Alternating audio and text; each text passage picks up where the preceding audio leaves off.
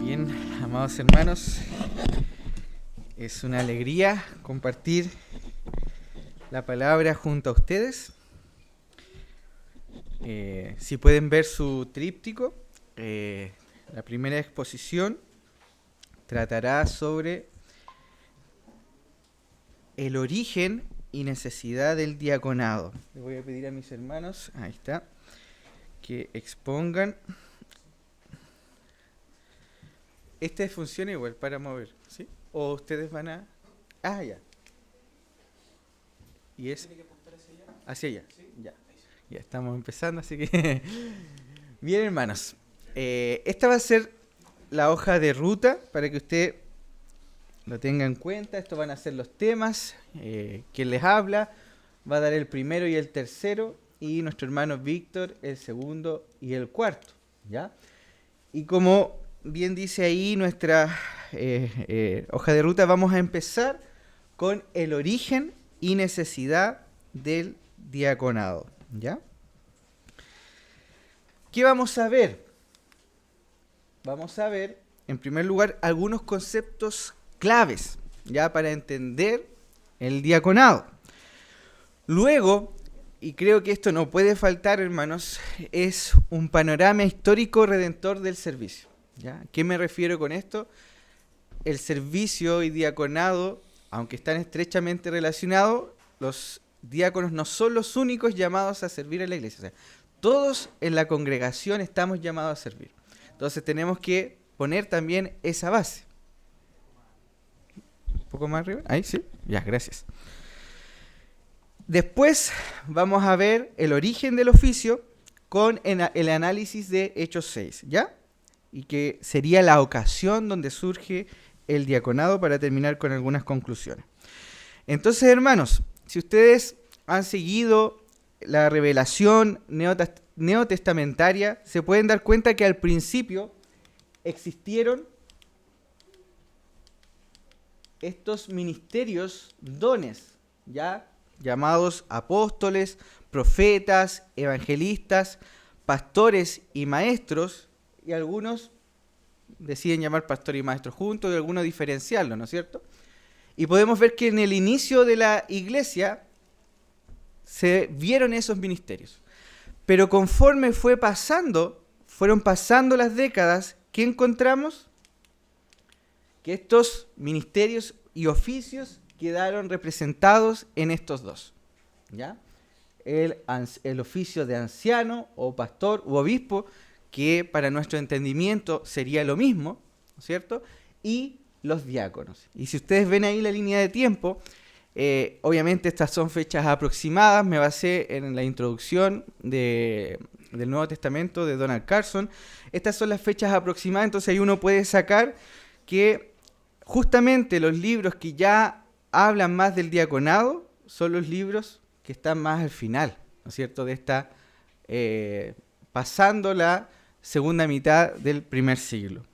Entonces, teniendo eso en cuenta, hermanos, que el oficio de diácono, aunque aparece en Hechos 6, pero no se nombra la palabra diácono, se establece ya en la etapa más temprano, pero tardía de la iglesia. No es algo, ¿no es cierto?, que encontremos que sea un oficio que el mismo Señor lo instituyó, aunque eso no le quita la validez, porque los apóstoles tenían la misma autoridad del Señor, y fueron los apóstoles, ¿no es cierto?, que instituyeron este oficio. Por lo tanto, aunque no fue directamente instituido por el Señor en las primeras décadas de la iglesia, podemos ver que también fue instituido por los apóstoles, ¿ya?, en la etapa más tardía, ¿ya?, temprana tardía, entendiendo, ¿no es cierto?, la década del 60, 70 aproximadamente. Entonces, eso es más o menos de manera breve la historia, ¿ya?, de cómo surge el oficio.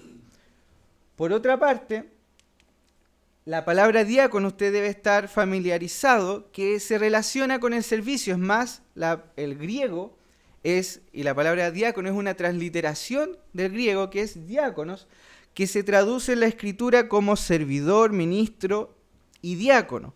Por ejemplo, la Biblia de las Américas tenemos todos estos sentidos de la palabra diáconos. Si ustedes se fijan, perdón, me tengo que acostumbrar como al doble clic. Si ustedes se fijan, tenemos acá que gran parte de el sentido es para ministros. Por ejemplo, Romanos 13, cuando habla de la autoridad civil, ¿no es cierto? Habla de ellos como ministros. La palabra utilizada es diáconos, ¿ya? Servidor, el pasaje conocido, ¿no es cierto?, de Febe diaconisa, ¿no es cierto? Ese pasaje también es mejor traducido como servidora o sierva, ¿ya? Y tenemos muy pocas veces en que la palabra diácono en el Nuevo Testamento se utiliza para el oficio de diácono, ¿ya? También está sirviente, diaconisa, ¿no es cierto?, como dice Romanos 16, así se ha traducido la LBLA. Entonces, si ustedes se fijan, la gran mayoría de las veces el sentido es para un siervo, ¿ya? Una persona que sirve, y en muy pocos sentidos es un diácono en el sentido de oficio.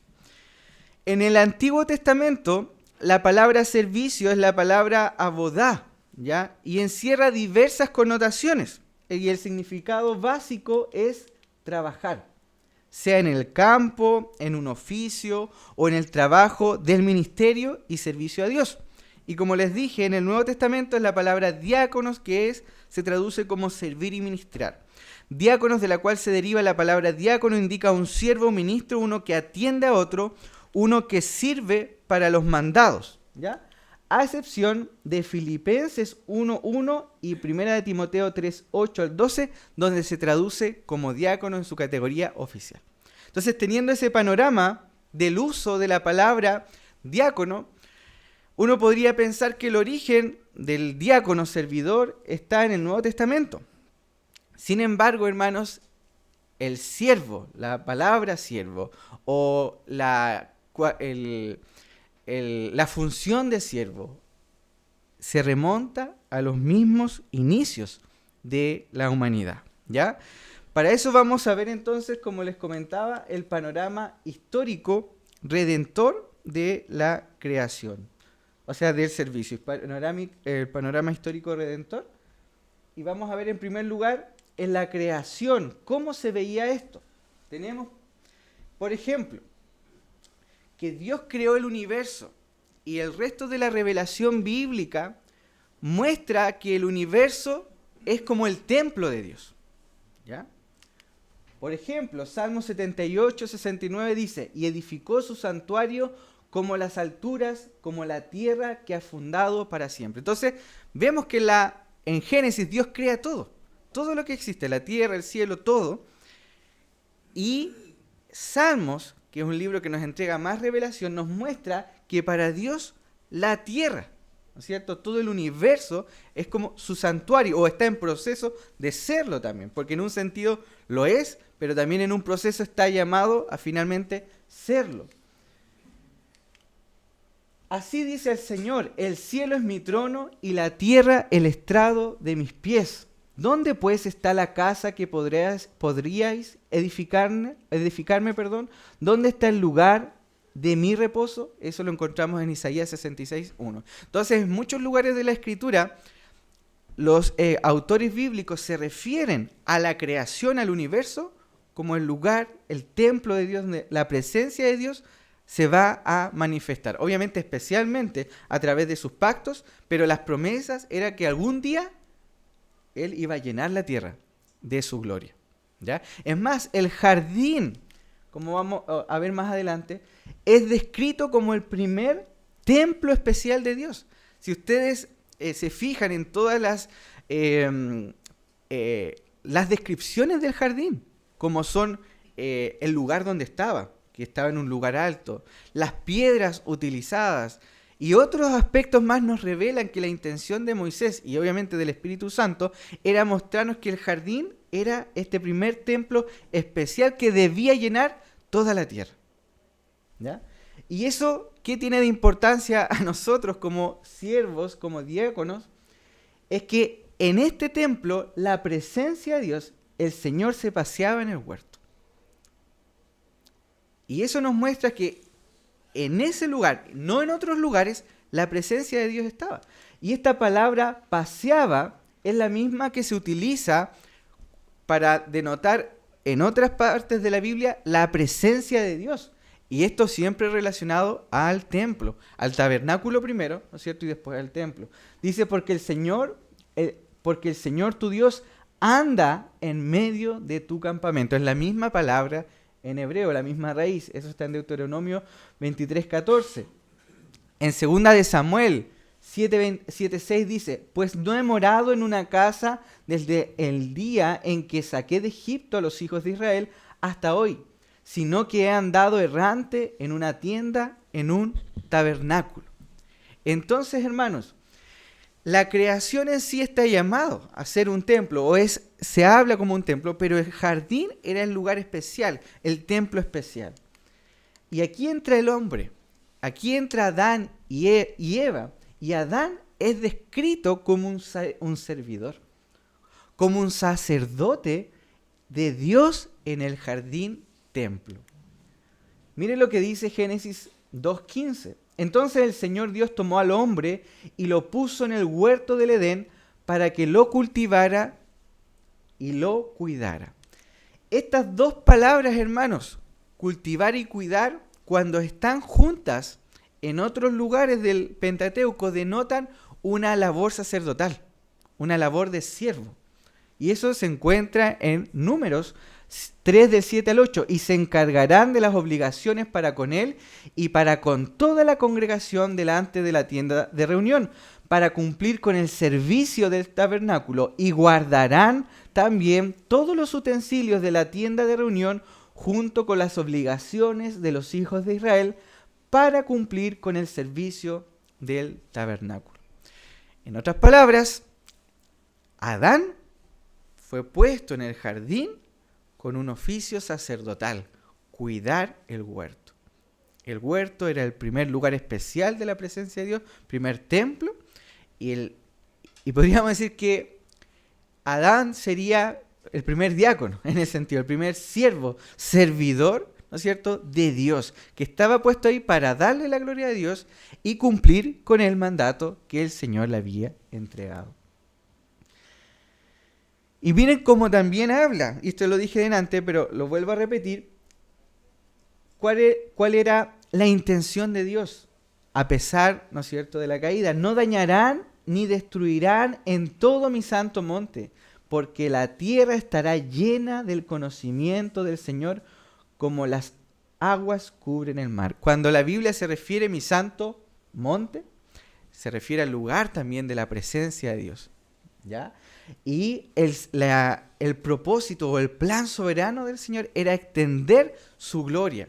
Y ese era el llamado que tenía Adán. Pero ¿qué pasó? Todos sabemos que Adán cayó. Y aquí tenemos la caída. ¿Y eso cómo afecta? El pecado nos llevó a ser servidores, o la caída, ¿no es cierto?, servidores o esclavos del pecado, de nosotros mismos, del mundo y de Satanás. O sea, estábamos diseñados para servir a Dios, pero la caída, el pecado distorsionó eso. Aunque obviamente eso no quita que el ser humano seguía teniendo la misma obligación, pero ya no con la misma posibilidad o capacidad de hacerlo. Y es por eso que el Señor establece, ¿no es cierto?, en el Pentateuco y en los libros como Levítico y en Éxodo en adelante, este sacerdocio, ¿ya?, para mostrar esto mismo. Moisés y Aarón fueron a Faraón y le dijeron: así dice el Señor, el Dios de los hebreos, ¿hasta cuándo rehusarás humillarte delante de mí? Deja ir a mi pueblo para que me sirva. ¿Notaron esa expresión? Para que me sirva. No es deja ir a mi pueblo para que mi pueblo haga lo que se le ocurra, ¿no es cierto? Sino que Dios llama a su pueblo para hacer de ellos una nación santa. ¿Y qué hace después? Establece, ¿no es cierto?, el sacerdocio con todo lo que leímos en Números y todo lo que eso significa, ¿ya? Es más, si uno analiza las descripciones del huerto del Edén con el tabernáculo, podemos encontrar muchas similitudes, hermanos. ¿Y qué hacía Adán en el huerto? Servía. ¿Y qué hacen los sacerdotes en el tabernáculo? Servían en el tabernáculo, ¿ya? Éxodo 40:13 dice: y vestirás a Aarón con las vestiduras sagradas, lo ungirás y lo consagrarás para que me sirva como sacerdote. Entonces Dios establece un plan, y a pesar de que el hombre lo echa a perder, el Señor igual, ¿no es cierto?, llama a este pueblo sin tener méritos. Este pueblo no tenía méritos, para que le adore y le sirva. Y en este contexto es que viene nuestro Señor Jesucristo. Nuestro Señor hizo lo que Adán no pudo y lo que Israel no pudo, ¿cierto? Eso es lo que nos dice la palabra. Entonces Jesús le dijo: vete, Satanás, porque escrito está: al Señor tu Dios adorarás y solo a Él servirás. Otra parte de la Escritura dice: porque si por la transgresión de uno, por este reinó la muerte, mucho más reinarán en vida por medio de uno, Jesucristo, los que reciben la abundancia de la gracia y el don de justicia.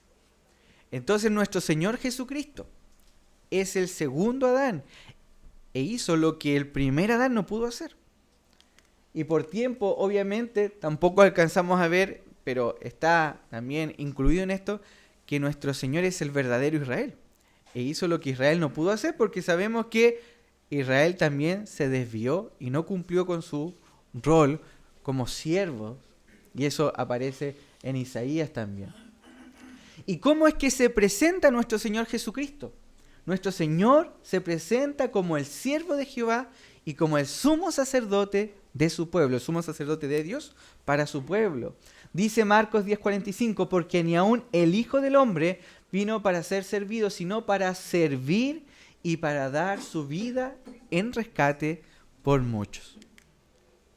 Luego en Hebreos 6:19-20 dice: lo cual tenemos como ancla del alma, una esperanza segura y firme y que penetra hasta detrás del velo, donde Jesús entró por nosotros como precursor, hecho según el orden de Melquisedec, sumo sacerdote para siempre.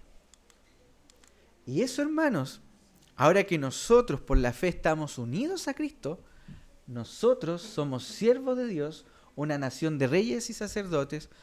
Nosotros ahora somos siervos del Señor, no por nuestros méritos, no porque seamos mejores que Adán o mejores que Israel o mejor que cualquier otra persona, sino por estar en Cristo, unidos en Cristo, es que ahora somos siervos y seguimos con esta misión, con este propósito eterno de Dios, que es llenar la tierra de su gloria. Entonces, ¿cómo se nos habla en Génesis, en Juan 12:26? Si alguno me sirve, que me siga, y donde yo estoy, allí también estará mi servidor. Si alguno me sirve, el Padre lo honrará. Y Primera de Pedro 2:9 dice: pero vosotros sois linaje escogido, real sacerdocio, nación santa, pueblo adquirido para posesión de Dios, a fin de que anunciéis las virtudes de aquel que os llamó de las tinieblas a su luz admirable. Entonces, hermanos, podemos ver que el Señor creó a Adán y Eva y por lo tanto creó a toda la humanidad para que le sirvan a Él. Nos creó como siervos. El ser humano escogió servirse a sí mismo, servirle al pecado, poner sus miembros en disposición para la justicia, para la injusticia, para la maldad, pero ahora en Cristo eso es redimido. Es redimido y ahora nosotros podemos servirle. De tal manera que nada de lo que hagamos en su servicio es en vano. Y esperamos, ¿no es cierto?, en su segunda venida que Él consume esto. Lo que nuestro Señor inició en su primera venida se consumará en su retorno. Dice 2 de Pedro 3:13: pero según su promesa nosotros esperamos nuevos cielos y nueva tierra en los cuales mora la justicia. ¿No siendo refiriéndose a este templo de Dios? Y Apocalipsis 7:15 dice: por eso están delante del trono de Dios y le sirven día y noche en su templo. Y el que está sentado en el trono extenderá su tabernáculo sobre ellos. Otras alusiones, hermanos, a esta verdad tan gloriosa. Y Apocalipsis 21:1 termina: y vi un cielo nuevo y una tierra nueva, porque el primer cielo y la primera tierra pasaron y el mar ya no existe, mostrando que Dios llevará a cabo el plan que ideó desde el principio, que la tierra sea llena. Al principio, ¿no es cierto?, el plan era que Adán y Eva llenaran la tierra de su gloria. Y ahora Cristo, el segundo Adán, y la iglesia, la segunda Eva, son las que están llenando la tierra de su gloria a través de la predicación del Evangelio y a través de ser luz y sal y de servir. Ese es el panorama, hermanos, del servicio. Entonces, en este contexto es el que sirve en el Nuevo Testamento y en las palabras de Jesús tiene un lugar de honor. Porque para el mundo el servicio es un lugar bajo, rebajado. Pero para nosotros, los hijos del Señor, los hijos de Dios, teniendo en cuenta que nuestro Señor se hizo siervo, para nosotros es un honor ser sus siervos, porque está de acuerdo a nuestro diseño, de acuerdo a los propósitos de Dios y con el fin de glorificarle a Él. Dicho eso, entonces, si Adán fue el primer diácono, entre comillas, pero falló, ¿quién sería realmente el primer diácono? Nuestro Señor Jesucristo. Nuestro Señor Jesucristo, ahí está en la cena lavando los pies, pero obviamente eso es una parte nomás. Él se muestra como un siervo. Y ahora es por eso que el oficio de diácono, hermanos, no irrumpe desde la nada en el Nuevo Testamento. No es algo añadido sin ningún contexto, sin ninguna base. No, tiene su base en el resto de la revelación redentora y en la misma vida de nuestro Señor Jesucristo, que es la revelación más clara, ¿no es cierto?, que Dios trajo, como dice Hebreos 1. Entonces, teniendo esto en cuenta, hermanos, es que ahora recién podemos entrar a Hechos 6, hablando del origen u oficio, ¿ya? Del origen del oficio, porque para muchos este es el origen del oficio, pero como les he demostrado, el origen se remonta al jardín, se eleva en nuestro Señor Jesucristo, y el origen así del oficio lo podemos ver en Hechos 6 del 1 al 7, así como nosotros hoy día lo vemos. Vamos a leer. Esperemos un poquito.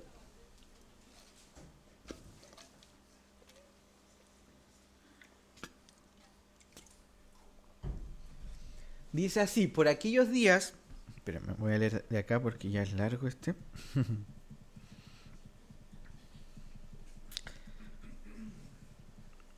Ya, dice así: por aquellos días, al multiplicarse el número de los discípulos, surgió una queja de parte de los judíos helenistas.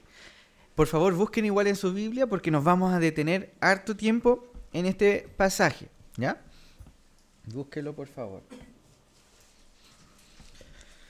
Hechos 6, del 1 al 7.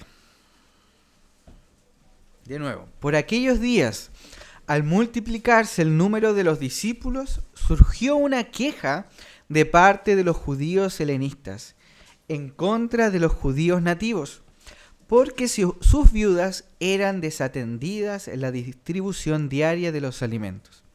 Entonces los 12 convocaron a la congregación de los discípulos y dijeron: no es conveniente que nosotros descuidemos la palabra de Dios para servir mesas.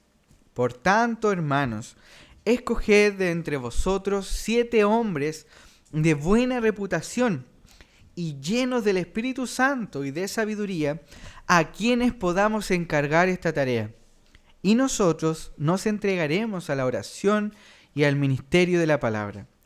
Lo propuesto tuvo la aprobación de toda la congregación, y escogieron a Esteban, un hombre lleno de fe y del Espíritu Santo, y a Felipe, a Prócoro, a Nicanor, a Timón, a Parmenás y a Nicolás, un prosélito de Antioquía, los cuales presentaron ante los apóstoles y después de orar pusieron sus manos sobre ellos. Y la palabra de Dios crecía y el número de los discípulos se multiplicaba en gran manera en Jerusalén y muchos de los sacerdotes obedecían a la fe. Entonces, hermanos, surge una amenaza, dicen algunos, pero también se podría ver como una oportunidad, ¿no es cierto? Al multiplicarse el número de los discípulos surge una queja, esto es mejor dicho la amenaza, una necesidad. ¿Cuál es la queja? Hay viudas que están siendo desatendidas. O sea, ustedes si se recuerdan, la iglesia está creciendo a miles, por montones. Muchos prosélitos que venían solamente por la Pascua y Pentecostés se habían quedado en Jerusalén después, ¿no es cierto?, de lo que había ocurrido en Pentecostés, ¿ya? Y las viudas de ellos estaban siendo desatendidas porque las viudas judías tenían todo un sistema que ya estaba más ordenado. Entonces, en medio de esta oportunidad donde la iglesia crece, surge esta queja, esta amenaza por algún lado, si se ve también desde ese punto de vista, y una necesidad, ¿ya? Y aquí los apóstoles pudieron haber tenido muchas opciones, ¿cierto? Pero sabemos que el Espíritu Santo les guió a tomar la mejor opción, porque ellos pudieron haber absorbido esa necesidad y ellos mismos encargarse de aquello, o haber hecho oídos sordos. Pero sabemos que gracias a Dios no pasó ninguna de las dos. ¿Cuál fue la solución? Ellos dijeron: no es conveniente que nosotros descuidemos la palabra de Dios. Y le pidieron a los hermanos que escojan de entre vosotros a 7 hombres llenos del Espíritu Santo y de sabiduría. Entonces, hermanos, lo que podemos ver aquí es que al presentarse esta queja, la solución propuesta por los ancianos, todavía no me acostumbro a esto, la solución propuesta por los apóstoles no socavó su ministerio esencial. ¿Cuál es el ministerio esencial al que habían sido llamados los apóstoles? Era predicar la palabra y la oración, y ellos lo tenían claro. Y eso no significa que ellos no servían, porque por otros textos en la Escritura sabemos que la gente traía, ¿no es cierto?, los dineros de las propiedades y los ponían a los pies de los apóstoles, y los apóstoles administraban eso. O sea, los apóstoles también tenían roles de servicio. Habían aprendido de su maestro, ¿no es cierto?, que incluso les había lavado los pies. Entonces, aquí lo que pasó fue que ya el servicio sobrepasó su capacidad. Era una demanda muy alta para ellos. Y si ellos asumían esa demanda, los podía desenfocar de su rol principal, que era la predicación de la palabra. Entonces, eso nos da al tiro, hermanos, una enseñanza y un principio a nosotros hoy en día. Que la razón de existir, ¿no es cierto?, de los diáconos es favorecer la predicación de la palabra.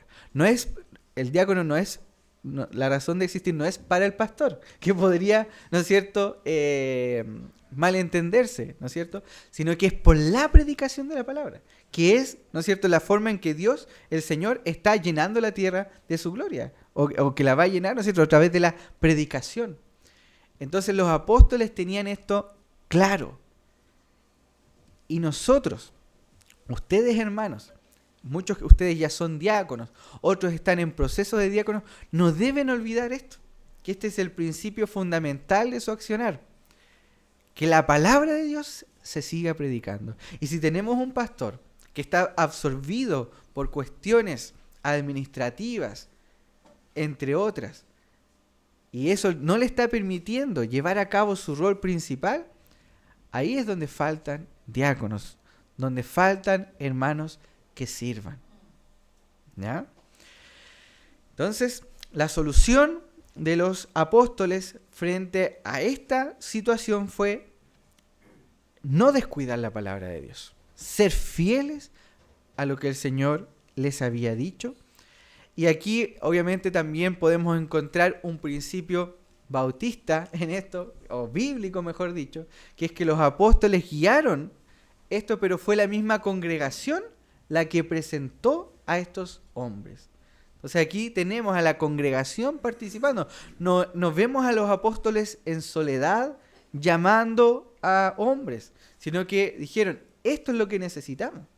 Necesitamos a hombres llenos del Espíritu Santo y de sabiduría.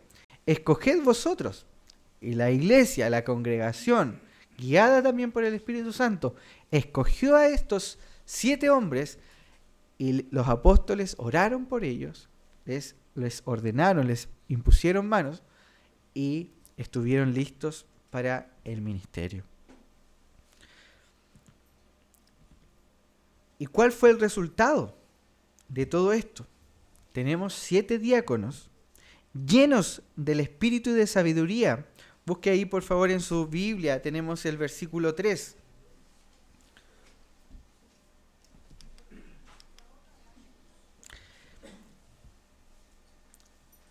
Y aquí también se aprovecha de presentar al diácono Esteban, ¿no es cierto? Con todas sus credenciales para que después en Hechos 7 se nos muestre su discurso. Entonces, estos diáconos, hermanos, estaban llenos del Espíritu Santo y llenos de sabiduría. ¿Por qué? Porque el rol que tenían, el oficio que tenían que desarrollar, aunque no se llamaban diáconos, ¿no es cierto?, era de suma importancia. Aunque se podía ver como algo material y no espiritual, miren los requisitos que le ponen los apóstoles, llenos del Espíritu y de sabiduría. Y eso es porque nosotros tampoco podemos ser dualistas, de pensar, ¿no es cierto?, que lo espiritual es lo más importante y lo material no tiene importancia, o que como el dualismo, ¿no es cierto?, piensa que el cuerpo es la cárcel del alma. Entonces, ese pensamiento existía en la época de los apóstoles, pero ellos elevaron el servicio a un lugar espiritual, porque estas personas que debían prestar este servicio debían ser llenos del Espíritu. No escogieron a las personas que tenían más capacidades humanas, por decirlo así, o más capacidades de gestión, sino que escogieron a hombres llenos del Espíritu y sabiduría para organizar todo eso. ¿Ya? Aquí nos estamos pasando un poco a la tercera parte, así que lo voy a dejar hasta aquí nomás, ¿ya? Que es la parte de los requisitos. Entonces, amados hermanos, podemos ver que frente a esta oportunidad donde la iglesia creció números impresionantes, surge una queja, surge una amenaza desde dentro de la congregación, una queja que pudo haber dividido a la iglesia. Sí, hermanos, esta queja, esta situación pudo haber dividido a la iglesia de Jerusalén entre la iglesia, los judíos originales, ¿no es cierto?, originarios, y los judíos helenos. Tenía todo el potencial de división. Pero el Señor les dio sabiduría a los apóstoles para que no transaran la palabra del Señor, no transaran su misión y pudieran establecer este oficio, o la semilla del oficio. ¿Ya? Insisto, hermanos, con el hecho de que no debemos pensar que aquí los apóstoles se desentienden de todo el servicio. ¿Ya? Pero sí hay un énfasis marcado. Los apóstoles y por consiguiente los ancianos tienen un rol enfocado en la palabra y la oración. Y los diáconos un rol enfocado en las necesidades físicas de la congregación. Y eso aquí encontramos los principios más básicos del diaconado.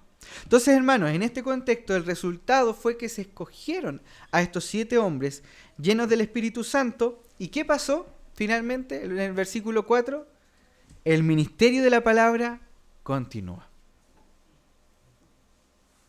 El ministerio de la palabra continúa. O sea, el propósito del Señor, la misión de Dios que el Señor le entregó a los apóstoles continúa.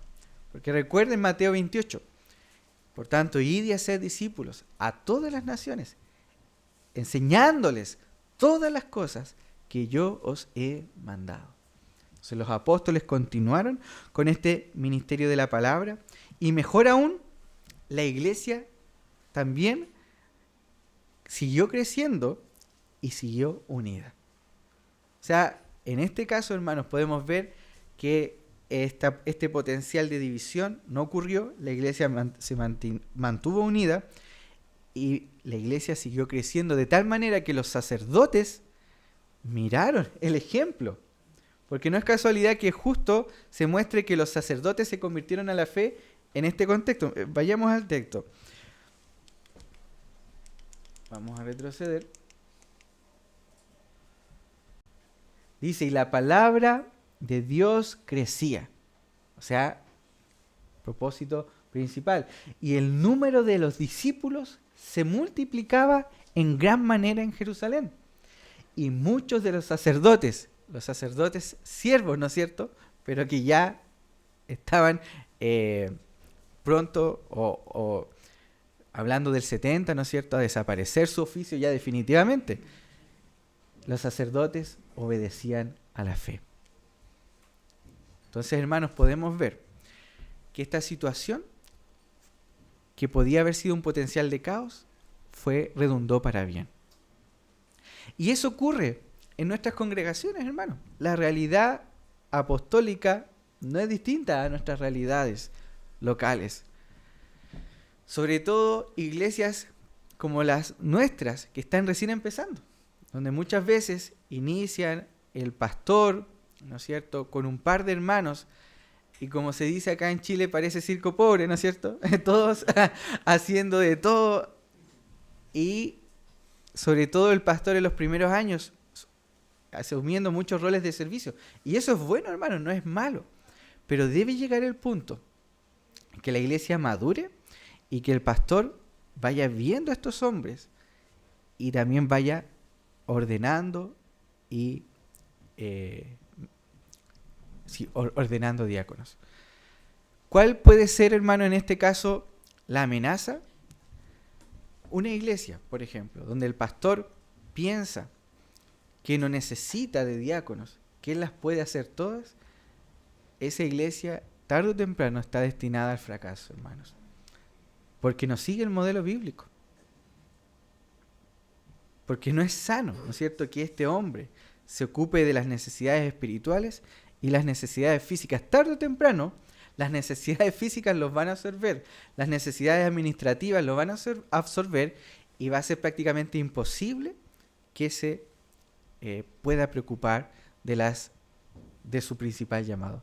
En ese caso, yo le animo, si hay algún hermano así, o pastor, o congregación así, que ore al Señor, porque el Señor es el que da a los diáconos. Entonces, si hay una situación en una iglesia donde hay mucha necesidad y el pastor no da abasto, hay que orar por diáconos, hermano. No es opcional tener diáconos. Es muy necesario. Es esencial para la iglesia de Cristo que existan diáconos. Entonces su rol, hermanos, es muy importante y no tiene nada que uno pueda pensar como que es de segunda categoría. Todo lo contrario. Entonces, hermanos, como conclusiones, ¿ya?, de la primera exposición,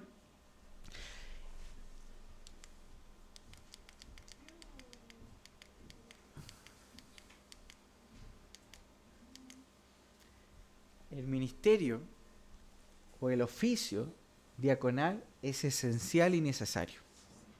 Esencial y necesario, hermanos. Ahí está su razón de ser. No es que faciliten la vida del pastor, ¿no es cierto? Facilitan el avance del evangelio y obviamente como cosa secundaria hacen que el pastor pueda, ¿no es cierto?, enfocarse en su rol. Lo principal es esto, hermanos, que facilitan el avance del evangelio. Así el pastor puede desocupar sus manos del servicio y enfocarlos en impartir la palabra, en alimentar. Y fortalecen la salud de la iglesia, hermano. Cuando no hay diáconos o no hay hermanos que sirven, la salud de la iglesia se debilita. Porque, hermanos, se despreocupa la oración y la palabra. Y, hermanos, la oración también es muy importante, porque muchas veces enfocamos, ¿no es cierto?, el avance del Evangelio. Y algunos han dicho que la oración nos prepara para la tarea, pero la oración también es la gran tarea. O sea, la oración, hermanos, dentro de una iglesia es muy importante.